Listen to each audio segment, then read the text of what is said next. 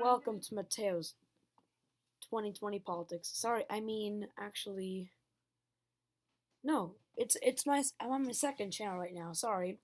It would actually be Let's Talk History. So, yeah, my second major video on the channel. It's also a Google slide like my other one. I'll put a link in the description of Mateo's 2020 politics, which is a link that would bring the viewer to this video on Let's Talk History so they could see it and maybe subscribe. Here are the top 10 best presidents in the United States history in order. So basically, I'm going to be doing the top 10 best and worst presidents all in one video. Rules. I will not be biased.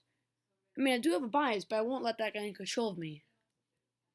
Biasm is a jerk, so it won't be my personal favorite. Here's what I mean. I could love let's say this, okay? I could love Obama or I could love JFK, and they could be my favorites.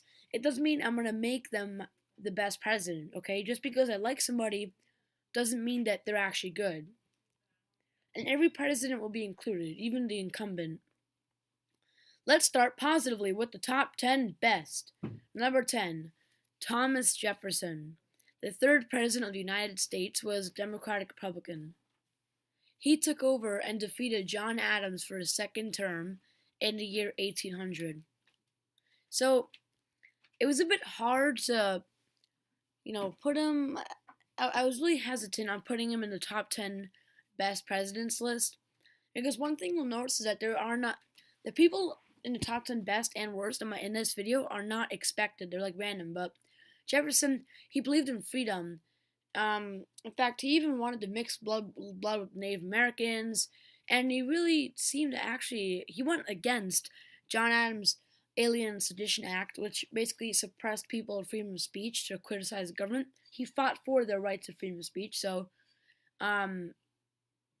Europe and World War II, I don't really know. That's probably a glitch. Obviously, he didn't see slaves as equal people, so the whole slave thing of him owning hundreds of them kind of got him lower on the list.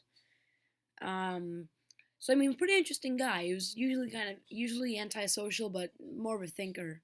Number 9, William Howard Taft. Here's a great example of somebody who is simply unexpected. William Howard Taft was extremely non-interventionist. You could think of him as like a Mike Gravel or Tulsi Gabbard today. He just really seemed to care about the general. He was really peaceful, and at the time he wanted to abolish war, which was it's really radical. And in the 1900s, in like 1910s, it was even more radical. So really non-interventionist, kind of really down to earth, peaceful. Also, he helped the construction of the Panama Canal, which was an easier pathway for people to get through the Atlantic into the Pacific. Negative aspects, nothing much, but he would doze off during meetings. This is partly because he was overweight. Number 8, Dwight D. Eisenhower. He was a Republican president, but a pretty big centrist. He was kind of loved by everybody. So he united the country because of that. He was also what I call average Joe. Basically meaning he didn't do anything bad. He didn't do anything great. He was just kind of, there was for once a kind of generic calm president. And he also played an important role in saving Europe in World War II. Negative aspects, not really anything. So when I say none of importance, it kind of means that yes, there's probably some bad stuff, but it's nothing really major. He actually was in charge of the D-Day invasion on June 6th, 1944, to free northern Normandy, which is a part of France, from the Nazis, which is my favorite World War II battle. I could actually tell you guys about it. Ooh, the mouse is there. Let's get rid of the mouse. Come on, mouse. Yeah, seriously, I think I should actually do a video on D-Day, because this has inspired me. Number 7, Lyndon B. Johnson. Lyndon B. Johnson is a pretty interesting guy. Okay, so we had 10 as Thomas Jefferson. Hold on. What? One sec, guys. Okay, good. Sorry. Um, Lyndon B. Johnson. So I was actually thinking of putting him in the worst. Sorry, in the top 10 worst group, but it's just that he signed the Civil Rights Act of 1964, which basically gave all black people as much of an equal opportunity as white people, and especially for back then, that was like a big deal. Um, he also fought heavily for education and economic equality, but the thing that kind of brings him down to seven. I mean, it's still great to be number seven out of all the presidents, but the war in Vietnam, he is one who declared war in Vietnam, and that, as you know, that was just a really messed up war. That's why all the films are just traumatizing about it. You know, things like films like Platoon, The Deer Hunter, things like movies like that. Number six, John F. Kennedy. Speaking about Lyndon B. Johnson, Lyndon B. Johnson took over after John F. Kennedy had died in office. He was shot in Dallas, Texas in 1963. Um, so pretty interesting guy. I feel like he's mainly liked because he died. That's kind of when you would mention name John F. Kennedy. I'm pretty sure most people just think, oh, that's a great person, but they don't actually know why. Um, so he has the Obama skill of just being a great speaker, really inspiring. He strongly believed in civil rights. He actually tried to pass the Civil Rights Act, but he wasn't able to because of the Republican majority in Congress. Damn Republicans.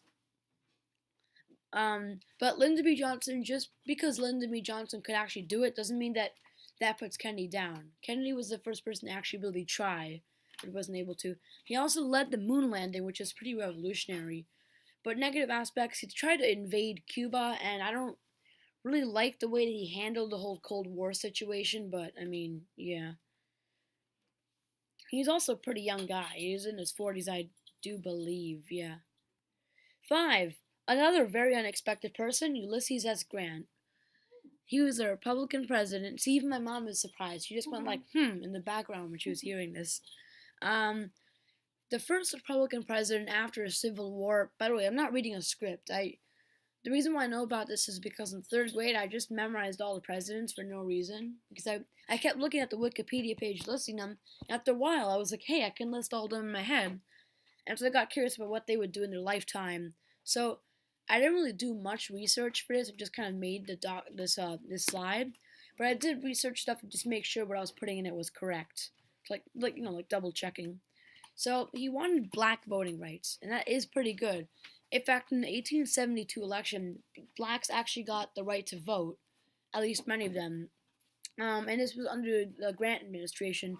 He was also a large believer in Reconstruction, so, I mean, he's kind of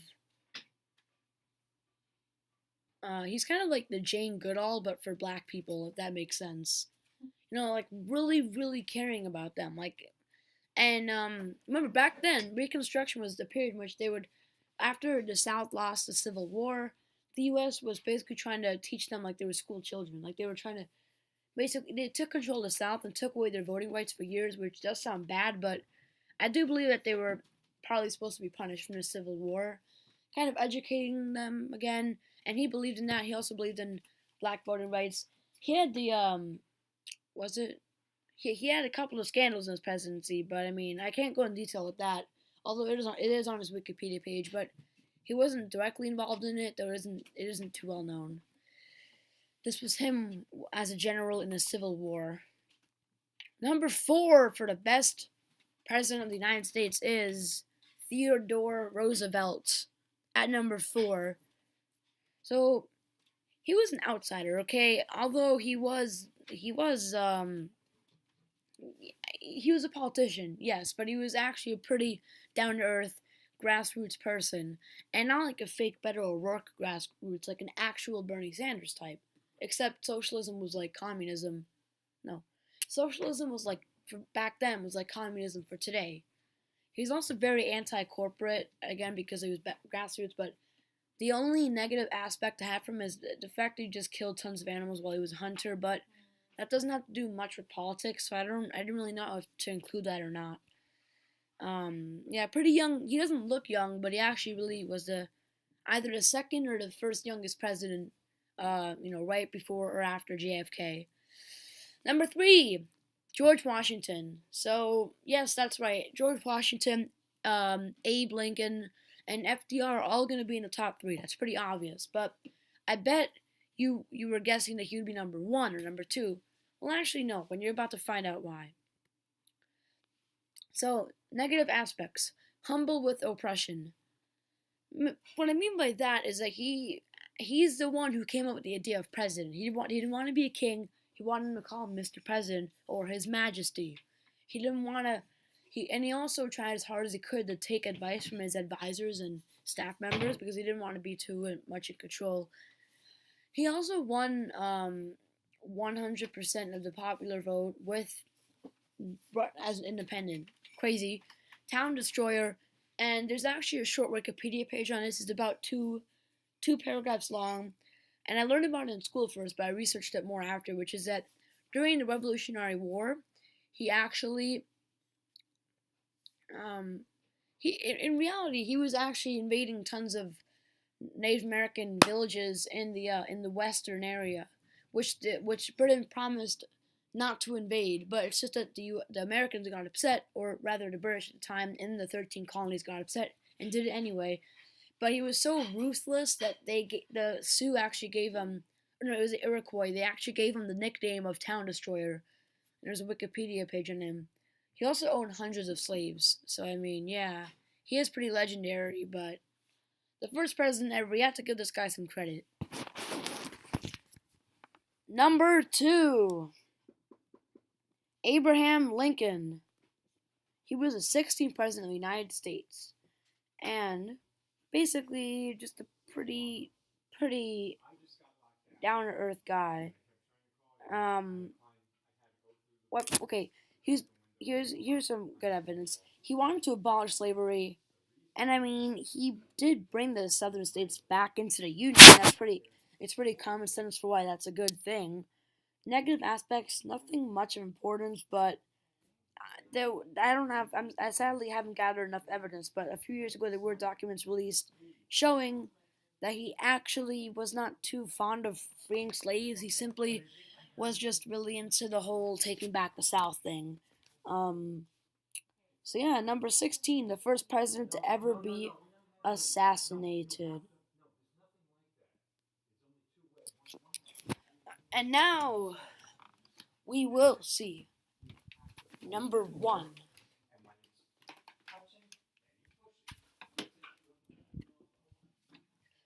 Sorry.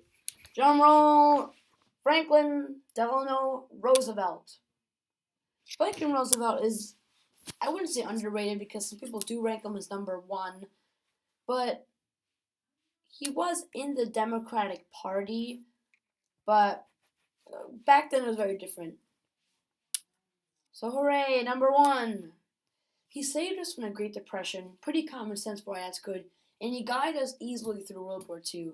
Negative aspects. Every good guy has to have negative aspect, and it was Japanese internment camps. Basically, basically like um. Sorry, I'm losing my train of thought. How could I forget this? Oh yeah, concentration camps, except for the Japanese. But it wasn't that bad. It wasn't like they starved them to death, but it was still pretty cool of them to do. Cruel. I don't mean cool, I mean cruel. But pretty amazing guy. If I had to choose, he's my favorite as well as as well as you know, um the best. But with the case with the bad presidents, now let's get some negative action. My least favorite president is not the worst here. You understand? So before we get into the top 10 worst presidents of all time, I am going to choose an honorable mention, basically meaning somebody who was really close to getting in but didn't. George W. Bush, 2011 to 2009. He claimed that he claimed that Iraq had weapons of mass destruction when they actually didn't. And I feel pretty bad for the soldiers that went there because although they did fight for the U.S., and on the other hand, they did realize that um, That there were no actual weapons of mass destruction. So yeah, now let's get into the real top 10. I know, I'm sorry. I was worried about So now there will be two types of bad presidents: evil or failure. So let me explain them. Well, sorry. Now nobody's purely a failure. Nobody is purely evil, but I did exaggerate them on purpose, like as if it was a bit of a comic. Because if you're evil, you're just kind of a bad guy. Failure, you aren't necessarily evil, but like when you didn't get much done, you weren't really strong. You were kind of weak. So number 10, nothing really bad because it doesn't really get bad until like number 8 or so. We have William McKinley. He wasn't awful, and he wasn't that bad, but he will be included in the top 10 worst for a couple of small reasons. He's just the type of guy to be a villain in a film, and he does look like a vampire. So type of bad, evil, but moderately, just number 10. So he started the idea of American imperialism basically during the Spanish American War in the late 1890s. He took Puerto Rico away from them and then he took Philippines, and he brought them, instead of freeing them, he let Cuba gain independence from Spain, but he actually took in the Philippines and Guam and Puerto Rico. And with Puerto Rico, he didn't allow them to have official statehood, and that's still the case today. So he kind of created that problem for today. Again, nothing major, but because he wasn't that bad, but he was assassinated um, in 1901 by a guy's name who I can't pronounce because it's super hard. A delusional, they say, anarchist. Um, and he died days later from his gunshot wound to the injury. I would suggest you research the assassination because it's pretty interesting how you can see over here he has his gun in wrapped, or he has a towel, no, a handkerchief wrapped around his gun, and then as he was going to shake his hand after the Temple of Music was over with their performance, um, he shot McKinley 2 times. Number 9 for the worst. Again, nothing too bad. It's Gerald Ford. So he was a successor to Nixon, and he was just kind of a failure. Failure. Again, it's really exaggerated when I say failure evil because he just didn't get much done. He was really forgettable. He also pardoned Nixon for the Watergate scandal, which brought his approval rating down, which is kind of messed up. So, I mean, after this is really where it gets bad. So number 8, Franklin Pierce. I mean, still nobody's really bad, but yeah. I mean, type of bad, failure. Here's why. He was pro-slavery, which at the time was popular, but there were only a couple of pro-slavery presidents. Not only that, but he actually expanded it. In the Nebraska territory, he wanted the new territories to also have slavery. Um, Nothing of importance or positive aspects, but I try to give two sides to everything. But he does deserve some sympathy because he seemed to have karma along the whole time he was in office. When he was president elect, Pierce, his son died in a train accident when his wife and him were in it. And his son was decapitated by something on the train. Um, and then he would also turn into an alcoholic, and then his wife died at the end of his presidency, and then another kid died, and he just eventually got an infected liver because of him being an alcoholic. So a pretty sad time, but he was known for being charming. Number 7 for the worst presidents of all time, James Buchanan.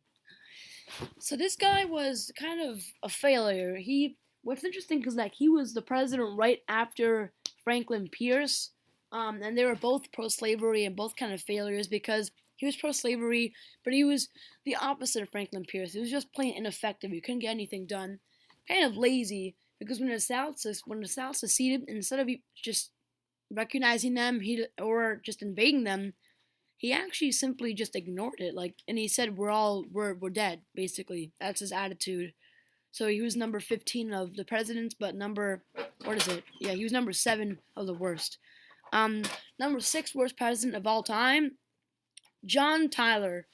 So he seemed to never grow out of his childhood, And okay, now we're in what I like to say the alert zone. So starting at number 6 with John Tyler, any including him and anybody before him is just kind of like a, I don't mean a curse, but just kind of a scumbag. Anybody who is John Tyler or before him on this list, so that's 5, 4, 3, 2, 1, as well as 6, which we're on now. Just kind of you know what I mean? Just not really bad guys, okay? That's all I can say. Kind of scumbags. Type of bad, evil. So he seemed to have a troubling student attitude. What I mean is mainly that you see, I picture him as one of those really misbehaving kids in school who got detention, if that even existed in the 1800s. Because he just simply did not like when people were in control of him. It is not necessarily that he wasn't really a megalomaniac. He just didn't like it when had orders to do. So that made him kind of stubborn, kind of veto lots of bills, and he even got himself fired from the Whig Party permanently for half of his presidency, since he took over from William Henry Harrison, and Harrison died after 1 month in office from pneumonia. So this guy just kind of barged in as vice president, and was just a pretty bad guy. Remember, remember, starting with that guy we just mentioned, John Tyler, it gets really bad. So, you guys are gonna get upset. Number 5 I have is Donald Trump. So he has lived from 1946 to blah blah blah. Presidency 2017 to 2021. So I mean, type of bad. He's not a failure. He's effective. I'm gonna say evil. So I don't want to have to list 7,000 reasons, literally. So I'm just gonna share the link with you in the comment sections. Just go and read my comment on this video for whenever you see that comment. Into the comment section, you're gonna see a comment of mine, which is a link to sharing you to a document where I made 7,000 reasons for why he's bad. I mean, I'm gonna upload it in the morning, so if I forget to put the link in, just make a comment telling me, hey bro, put the link in. So I mean, you'll see the document, all right. So remember, he's my least favorite by far, but it doesn't mean that he's the worst. I'm not gonna be biased that way. James K. Polk is number 4. So I told you at number 6 they just get bad, but starting at number 4, they actually turn pure evil. Like they're actual like demons. So number 4, James K. Polk. He's not too well known, but the type of bad he was evil. You're gonna see a lot of them. He was obsessed with Manifest Destiny and war hungry.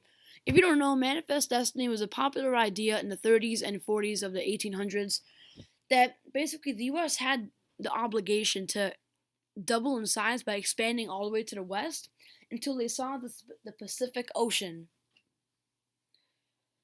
Alright, so this guy was all about it. So he did it so much that there was nothing left to do after him. So he was the only president to ever carry out Manifest Destiny because he got so much of it done that nobody else could continue it, because he only had 1 term as president because he resigned after that, or he just decided not to run for re-election again. In his 1 term as president, he completed Manifest Destiny. He turned Louisiana Territory into states. He bought Oregon from England. He took away half of Mexico. He took away Texas. Okay, he got all of Manifest Destiny done in his term. Everything done. So the next presidents had nothing to continue after him. It was just little pieces of leftovers for Manifest Destiny. So just a really imperialist kind of guy, overly religious, because the philosophy is that God told us to do that. So I mean, I don't know. I just feel creepy looking into his eyes. Positive aspects, he was committing. He kept his promises. He said, I'm going to have 1 term, I'm going to do all this, and he did all that. So, yeah, just really imperialist, and yeah, just look at his eyes. Was that? Okay, sorry. Number 3, Andrew Johnson. He was the successor of Abraham Lincoln, and it's funny how Abraham Lincoln was the person who I ranked as the second best, but this guy is just pure evil, kind of a jackass. because he was really behind his time. And once Abraham Lincoln had brought the Union back, he just decided, whatever, F it, I'm just gonna go and make it all get bad again. He basically wanted to go. He wanted to not give. He was against Reconstruction. He wanted to go against all these policies that would help black people back into society, because he simply just he was a Democrat who was the VP of Lincoln, but he really disagreed with him, and he didn't show it until he was president himself. So I mean, yeah, just really bad. Number two, one of the worst guys. Usually he's put. Remember, the people here are very unexpected, because usually this guy is like in the top 10 best or top 15. But I put him as a top second worst. If that's even a thing. I can't talk. Type of bad, both. It was a combination of failure and pure evil, and you'll see why. So he completely violated freedom of speech, and I mean 100%. He signed the Alien and Sedition Acts early in his presidency, which it's really simple what the Alien and Sedition Acts were. It basically meant that nobody could criticize Congress or else they would be arrested. That's right. This guy literally turned into a full-on dictatorship half through his presidency and took away the rights to criticize any government officials. Like, that's just messed up. Also, he had a kind of bad personality, kind of headstrong / self-witted. He was kind of overly determined. Not exactly stubborn, but he was overly kind of determined to do his stuff, and he didn't really want to take advice from his counselors. He just didn't want to really, he wanted to do stuff on his own. So I don't know, kind of an interesting person though. Successor to George Washington, he was the second president. And now the worst president, in red, is Andrew Jackson. So, this guy was just really bad. And you see, even when I look at him, some really weird stuff happens. It looks like some paranormal stuff is going on. But type of bad, just pure evil. There's nothing really good about him. He had anger outbursts, meaning he would oftentimes slam his hand on his desk when his counselors disagreed with him. He also wore a military uniform and told his staff members to call him general instead of president. So I don't know, kind of weird. He also committed the Trail of Tears, which was an act in which in the South, the government forced thousands of Native Americans to march from their land through states into Florida, and a third of them died on the way. He was also involved in dozens of duels, and I'll talk about that in a sec. The only positive thing about him is that he was pretty working class. He kind of fought against the banks and stuff, but he really was just bad overall. But every villain has some type of good side of him. So he was involved in many duels, and this is what I got from History.com. Andrew Jackson killed a man named Charles Dickinson in a duel on this day in 1806. So he actually killed somebody in a duel, which is crazy. Also, historians estimate that the number of duels that Jackson was involved in were from 5 to 100. So he's just a kind of psychotic guy. That's it. He's just psychotic. I Won't Forget You. He's probably my second least favorite president, but I know he's the worst overall. Thank you for watching Mateo's 2020 Politics / Let's Talk History. Hope you enjoyed the video and have a great day.